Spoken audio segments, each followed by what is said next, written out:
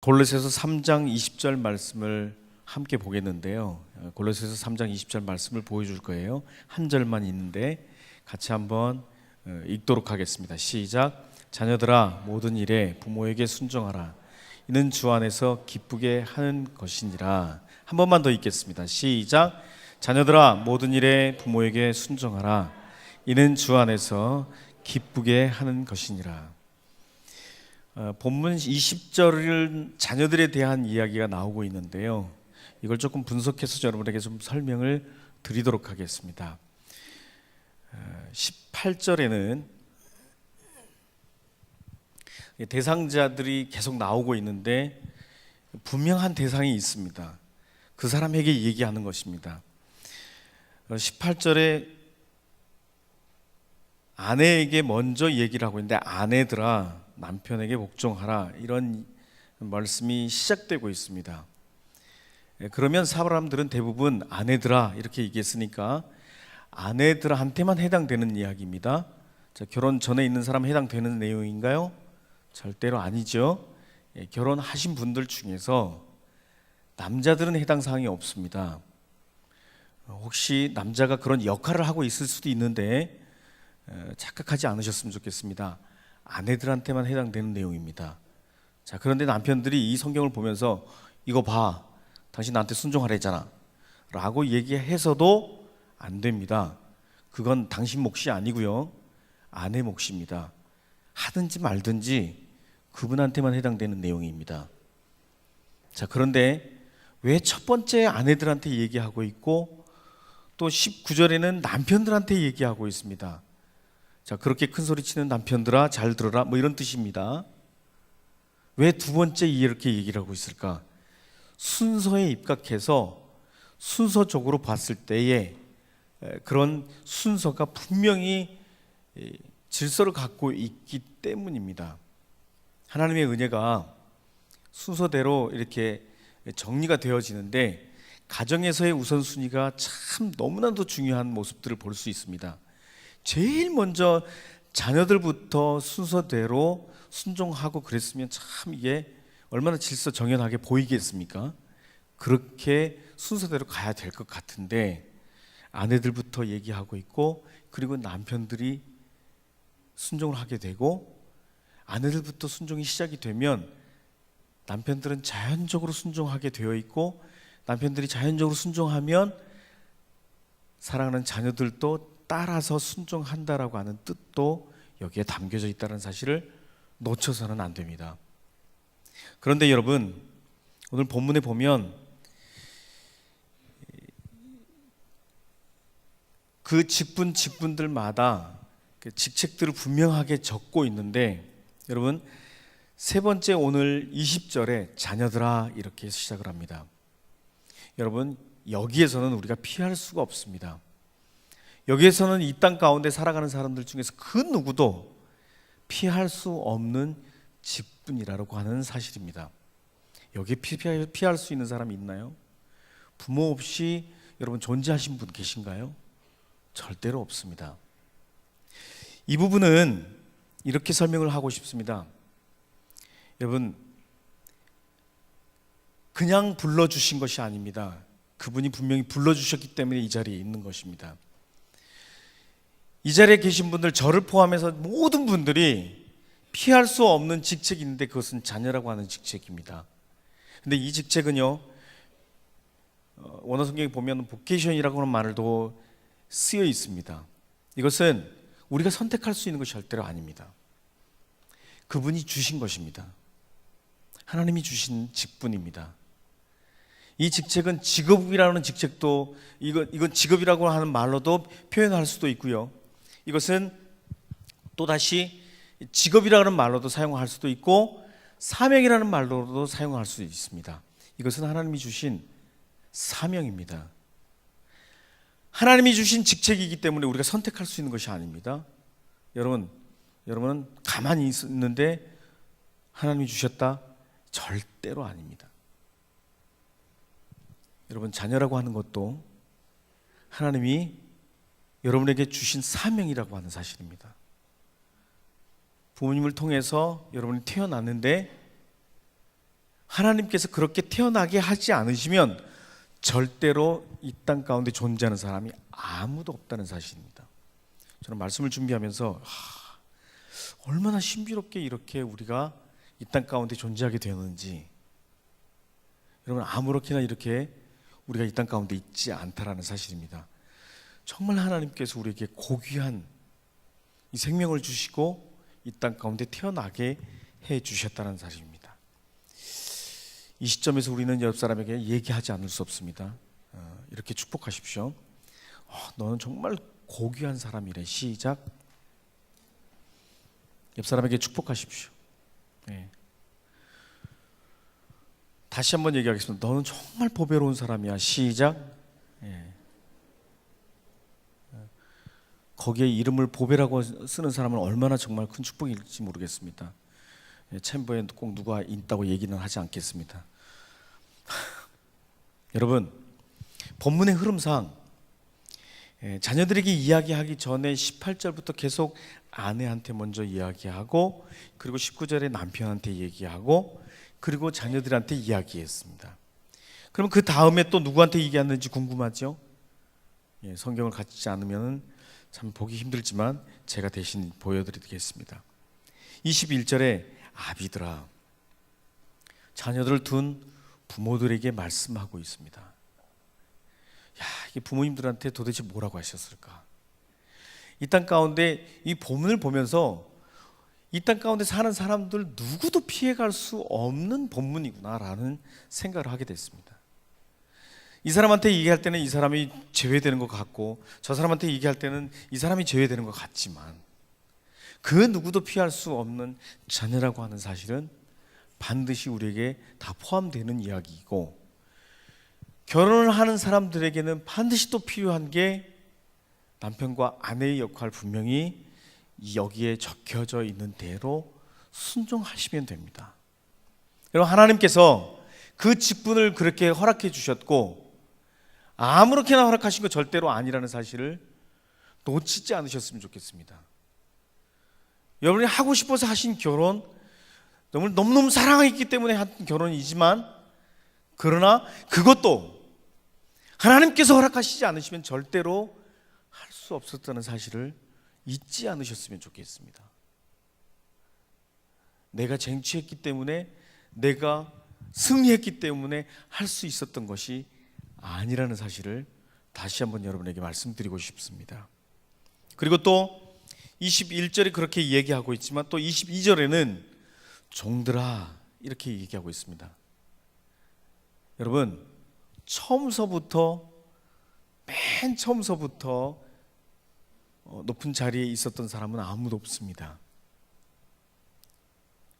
처음서부터 바닥부터 시작해서 이렇게 올라가고, 내 윗사람이 있기 때문에 내가 아랫사람으로 존재하고, 이 땅 가운데 살아가는 사람들 중에서 이렇게 상하 관계로 만나게 되는 사람들 분명히 있습니다.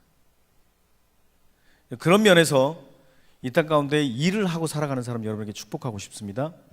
여러분이 하고 있는 그 모든 일들이 주님 안에서 잘 되시기를 주님의 이름으로 축복합니다. 그런데 원칙이 있습니다. 그 윗사람에게 정말 잘하셔야 됩니다. 오늘 성경은 아무런 조건 없이 얘기하고 있습니다. 이렇게 얘기합니다.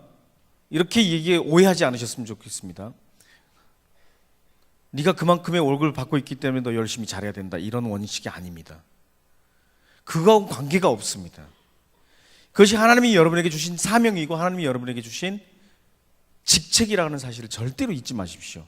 그분이 뽑아줬기 때문에, 그 회사가 여러분을 채용했기 때문에, 그 일을 거기서 하고 있기 때문에, 아르바이트를 하고 있는 혹시 계신 분이 있을지 모르겠습니다. 그건 해당사항이 없는 것이 아닙니다. 다 해당사항이 있습니다. 어떤 직책을 갖고 있든지, 어떤 일을 하고 있든지, 그 일에 혹시 더 위에서 일을 하고 있는 사람이 있다고 한다면 그분에게 잘해야 합니다. 모든 일에, 종들아, 모든 일에 육신의 상전에게 순종하되 사람을 기쁘게 하는 자와 같이 눈가림만 하지 말고 오직 주를 두려워하는 마음으로, 성실한 마음으로 하라, 이렇게 얘기하고 있습니다.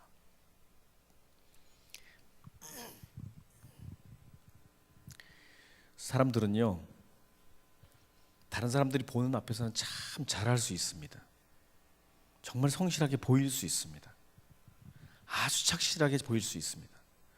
근데 보는 사람이 없으면 그렇게 하지 않아도 된다고 생각을 합니다. 그래도 되는 것처럼 보입니다. 다른 사람은 다 속일 수 있지만 그러나 하나님은 우리가 속일 수 없게, 하나님은 바울 사도는 이 골로새 교회에게 이렇게 이야기하고 있습니다. 상전들에게 순종하되 사람을 기쁘게 하는 자와 같이 눈가림만 하지 말고 오직 주를 두려워하는 마음으로 성실한 마음으로 하라. 이건 아무나 할 수 있는 것이 아닙니다. 하나님을 생각하는 사람만 할 수 있는 것입니다. 하나님을 깊이 있게 생각하십시오. 하나님을 생각하는 사람은 아무렇게나 할 수 없습니다. 내가 하는 일을 지금 하나님이 보고 계신다라고 하는 그런 마음을 갖고 있는 사람이 어떻게 아무렇게나 할 수 있겠습니까? 절대로 그럴 수 없습니다. 오늘은 어버이 주일이기 때문에 사랑하는 자녀의 입장으로서 저를 포함한 이 자리에 참석한 우리 모두에게 그렇게 말하고 있다라고 저는 생각이 됩니다. 20절 말씀에 자녀들아 모든 일입니다. 여러분이 하고 있는 모든 일을 다 포함하는 겁니다. 여러분에게 주어진 일만 포함하는 것이 아니라 쉴 때에도 마찬가지고 여러분 숨을 쉬고 있는 그 모든 일을 다 포함하는 겁니다. 여기에 모든 눈을 뜨면서부터 눈을 감는 그 시간까지도 우리 삶 전체 24시간 모든 일을 다 얘기하고 있습니다.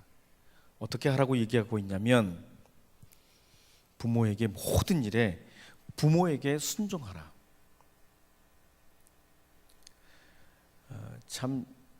저도 참 자신이 없습니다. 이렇게 이야기할 때에 너는 똑바로 하고 있냐? 저도 똑바로 못하고 있습니다. 그렇기 때문에 참 마음이 무겁고 어렵습니다. 그런데 성경 말씀대로 우리가 못 살았다고 한다면 그렇게 살도록 회개하면서 살아가야 되지 않겠는가? 저 자신에게 오늘 설교하는 그런 마음으로 저 자신에게 주는 그런 메시지로 저는 받아들이고 싶습니다. 이는 그렇게 순종하라. 이는 주 안에서 기쁘게 하는 것이니라. 여러분, 주님께 하는 듯이 모든 일들을 주님께 하듯이 해야 된다고 한다면 어떻게 하는 것인가? 이건 저는 두 가지로 설명을 하고 싶습니다. 주인에게 하듯이 하라. 이것은 예배를 얘기하고 있습니다. 주님께 우리가 아무렇게나 예배 드릴 수 없습니다. 몸 단정히 하고 예배 시간을 맞추고 이렇게 열심히 와서 하나님께 예배하듯이 그렇게 부모님께 순종하라고 하는 것입니다. 하나님이 말씀하실 때에 듣는 우리의 위치에서 이 축복이 임재하게 되는데 예수 그리스도를 통해서 가정에 제일 먼저 남편을 통해서 역사하시고 그 남편을 통해서 아내에게 역사하시고 그 아내를 통해서 사랑하는 자녀들에게도 이어져 가는 이 축복의 흐름은 하나님께서 정해놓으신 질서입니다. 그렇기 때문에 사회적인 이 수직 질서도 마찬가지입니다. 위에 상전에게 하나님께서 허락하셨던 그러한 그 흐름이 밑에서 일하고 있는 사람들에게도 흘러내려간다는 사실입니다. 이것은 상하 관계를 이야기하고 있는 것이 아닙니다. 위에 사람 아래 사람 그렇게 얘기하는 것이 아닙니다. 질서라고 하는 사실입니다. 교회 안에도 그렇게 담임 목사님을 세우시고 또 그 밑으로 이렇게 쭉 상하 조직이 아니고 직분제로 이렇게 세워주셨는데 우리가 담임 목사님을 사랑하지 않으면 그 축복은 이어져 내려올 수가 없습니다. 그렇기 때문에 청소년 교회 안에도 김정우 목사의 여러분을 김정우 목사를 사랑하지 않으면 절대로 안 되는 것입니다. 어쩔 수 없습니다. 미워해서는 안 됩니다. 제가 아무리 잘못을 저질렀다 할지라도 여러분이 저를 미워하는 순간 그건 축복이 이어져 갈 수가 없습니다. 우리 선생님들을 그렇게 사랑하셔야 합니다. 셀 선생님이 아무리 마음에 안 들고 목사님보다 좀 못생겼다 할지라도 여러분 다 용서하셔야 합니다. 예. 우리 선생님이 아무리 여러분에게 전화 한 통 못한다 할지라도 문자하다가 잘못하는 바람에 이게 무슨 뜻이야? 띡 하고 한 자만 보냈다 할지라도 우리 선생님을 여러분이 사랑하셔야 합니다. 그게 교회 안에 있는 질서입니다. 여러분도 또 다른 사람을 사랑할 수 있는 그런 위치가 분명히 오게 될 것입니다. 그러면 여러분들도 그분을 사랑할 수 있어야 합니다. 우리가 서로 이런 관계들을 하나님께서 형성해 주셨을 때에 그 관계들을 따라서 질서를 유지할 때에 그 축복이 계속 이어져 가는 것입니다. 저와 여러분을 통해서 그 축복이 계속 이어져 가시게 되기를 주님의 이름으로 축복합니다. 여러분이 그 축복을 받은 그 축복이 여러분 가정 안에서도 새롭게 하나님의 나라가 세워질 수 있게 되기를 주님의 이름으로 축복합니다. 여러분, 두 번째로 저는 얘기하고 싶은 것은 첫 번째는 이 주인에게 하듯이 죽게 하듯이 이것은 예배라고 설명을 하고 싶고, 두 번째로는 은혜가 되어야 된다라고 저는 분명히 말씀드리고 싶습니다. 우리의 삶에 정말 은혜가 필요합니다. 우리의 삶에는 우리의 힘으로 할 수 있는 것이 정말 제한되어 있습니다. 너무나도 열악합니다. 이만큼도 참 어떻게 할 수 있는 것이 아무것도 없습니다. 저 주중에 우리 학교에 있는 학생 아이가 갑자기 병원에 입원했다는 소식을 듣고 중간에 쉬는 틈을 타서 가까운 병원이기 때문에 신방을 갔습니다. 워낙에 건강했던 아이라서 좀 깜짝 놀라서 뭐 때문에 입원했는지를 듣고 참 그럴 수도 있겠구나. 예. 여러분, 시험 때문에 얼마나 스트레스를 많이 받습니까? 그렇죠? 시험이 끝나는 날 친구들과 함께 평상시에 먹어보지 않았던 매운 떡볶이를 먹었답니다. 근데 그 친구는 자기하고 나이도 똑같고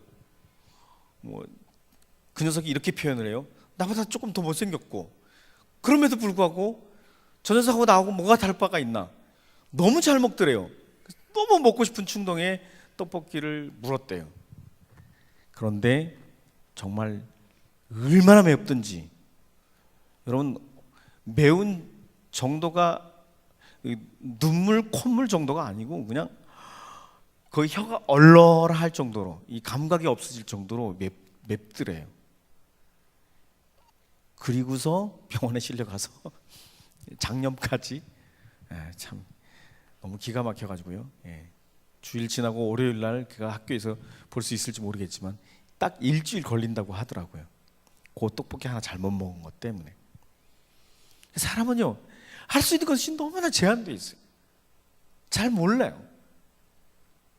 그래서 필요한 게 있습니다. 저를 따라서 하겠습니다. 하나님의 은혜, 하나님의 은혜. 우리에게 하나님의 은혜가 필요합니다. 여러분, 여러분의 힘으로 부모님을 어떻게 할 수 있는 것이 있을까요? 없습니다. 여러분에게도 하나님의 은혜가 필요합니다. 여러분의 부모님을 기쁘시게 해드리려면 여러분에게 하나님의 은혜가 필요합니다. 많이 필요하죠? 예, 저도 많이 필요합니다. 참 부족합니다. 저도 너무 연약합니다. 육신의 부모님의 이야기를 할 때마다 자신 있는 사람은 참 아무도 없을 거예요. 저도 참 어버이날이 참 고통스러워요. 하지만 자녀 입장에서 내가 그렇게 살지 못했다고 한다면 주님께 회개하고 오늘 하루만이라도 부모님을 기쁘시게 하는 저와 여러분이 됐으면 좋겠습니다. 제가 준비한 영상을 하나 보고 마치도록 하겠습니다. 영상 한번 보여주십시오.